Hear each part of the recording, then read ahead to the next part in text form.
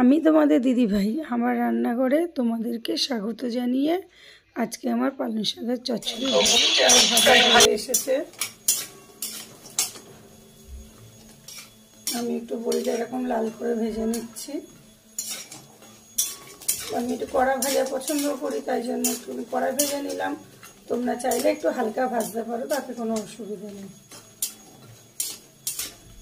তো দেখো কত সুন্দর একটা রেড কালার এসেছে। তো আমি এই পর্যায়ে ভাজা বড়িগুলোকে তুলে রেখে দেবো, দিয়ে এখানে আরও একটু তেল দিয়ে দেবো। বেশি না, অল্প করে একটু তেল দিয়ে দিলাম। চলো তো দেখো, এখানে সেই কাঁচা লঙ্কা আর কালো জিরাটা রেখেছিলাম, সেটা দিয়ে দেবো।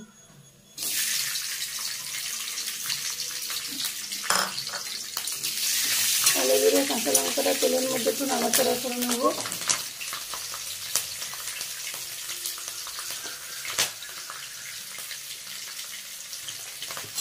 দু মিনিট কালো জিরে কাঁচা লঙ্কাটা নাড়াচাড়া করে নেওয়ার পরে এখানে বেগুনটা প্রথমে দিয়ে দিচ্ছি। বেগুনটা একটু হালকা জাস্ট এপিট ওপিট একটু করে নেবো, নিয়ে বাকি সবজিগুলোকে ওখানে ছেড়ে দেবো।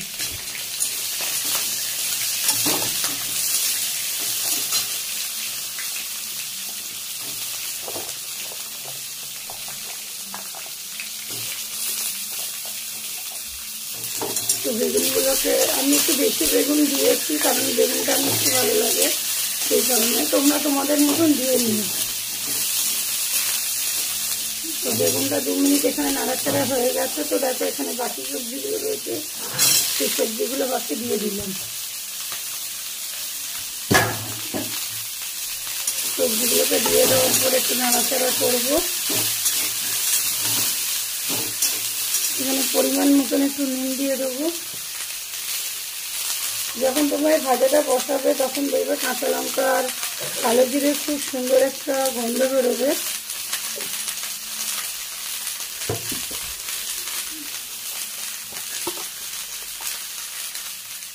দেখো এখানে একটু হলুদও দিয়ে দিলাম।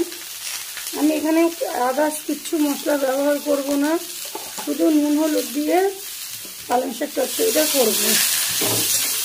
অনেকে জিরে টিরে দেয়, আদা জিরে দেয়, কিন্তু আমি দেবো না। আমরা একটু নর্মালটাই পছন্দ করি, হালকা রান্না। আর জানো তো বন্ধুরা, হালকা রান্না খেলে শরীরের পক্ষেও ভালো।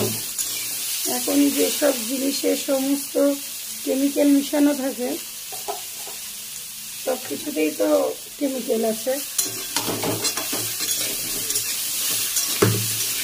তো এটা ভাজা হোক, চলো আমরা আবার 2 মিনিট বাদে 2 মিনিট পর ভাজাটা মোটামুটি হয়েই এসেছে। এবারে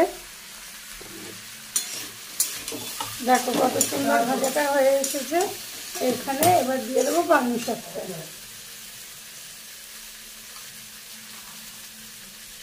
মানে পালং শাকটা দিয়ে দিলাম। পালং শাকটা দিয়ে একটু নাড়াচাড়া করবো। আমি একটু বড় করে কেটেছি বন্ধুরা, তোমরা চাইলে একটু ছোট করে কেটে নিতে পারো তোমাদের পছন্দের মতন।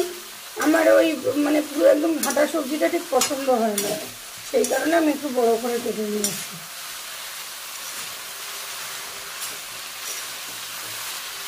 খুব তাড়াতাড়ি এটা হয়ে যাবে আমাদের।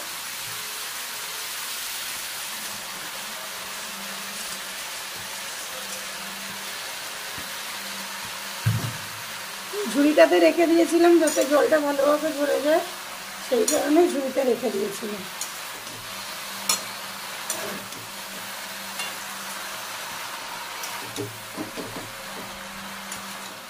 চলো জিনিসটা ভালো করে একদম জিনিসটা মিক্সড করে নিলাম ভালো করে, সবজির সাথে শাকটা ভালো করে মিক্সড করে নিয়ে চলো একটু চাপা দিয়ে দেবো। তো চাপা দিয়ে দিলাম। চলো ফিরে আসবো 5 মিনিট পর। ফিরে এসেছি 5 মিনিট পর, দেখি কি অবস্থা। সবজিটা মোটামুটি সেদ্ধ হয়ে এসেছে।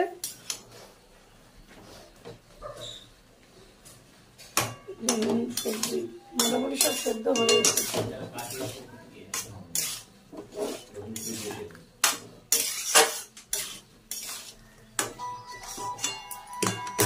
তো চলো এটা আবার একটু ঢাকা দিয়ে রাখি। ঢাকা দিয়ে আবার ফিরে আসবো 5 মিনিট বাদে। ফিরে এলাম, দেখি কি পজিশন। মোটামুটি ভালোই সেদ্ধ হয়ে গেছে, খুব সুন্দর। দেখো আমি এখানে একটু মিষ্টি রেখেছি অল্প করে, দিয়ে দিলাম। দিয়ে একটু নাড়াচাড়া করবো, করে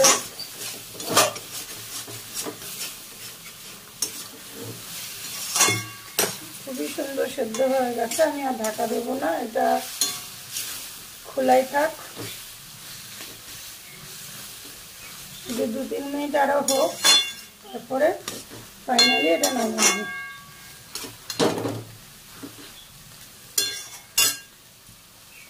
এসেছি 2 মিনিট পর।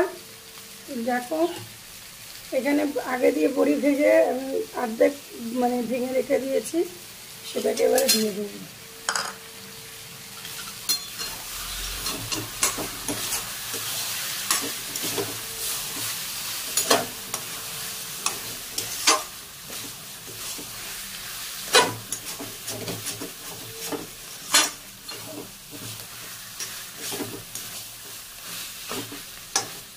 বড়িটা দিয়ে 2 মিনিট একটু নাড়াচাড়া করবো, করে তারপরে নামিয়ে দেবো। তো ফিরে আসবো 2 মিনিট পর। তো এখানে পারফেক্ট হয়ে গেছে। এবার এটাকে আমি ঢেলে নিয়ে তোমাদের সামনে দেখাবো। ফ্রেন্ডস, কত সুন্দর পালং শাক। আমি এখানে ধনেপাতা দিয়ে একটু গার্নিশ করে দিয়েছি, তো কত সুন্দর লাগছে দেখতে। দেখো, দেখেছো কত সুন্দর লাগছে। তো তোমরা এই প্রসেসে করে খেয়ে দেখো, খুব ভালো লাগবে। আমি ধনেপাতাটা দিলাম কেন, একটু আমার ভালো লাগে ধনেপাতাটা, তাই জন্য। তোমরা খেয়ে দেখো পালং শাকের মধ্যে লাস্টে ধনেপাতা দিয়ে, খুবই ভালো লাগবে। গরম ভাতে কিচ্ছু দরকার নেই, শুধু একটু পালং শাক হলেই খাওয়া হয়ে যাবে। পালং শাকের রেসিপি কার কার ভালো লেগেছে তোমরা আমাকে কমেন্ট করে জানিও প্লিজ। তোমাদের জন্য আমি নিত্য নতুন ভিডিও আনার চেষ্টা করি, খুব শর্টে, খুব অল্প টাইমে রান্নাটা হয়ে গেল।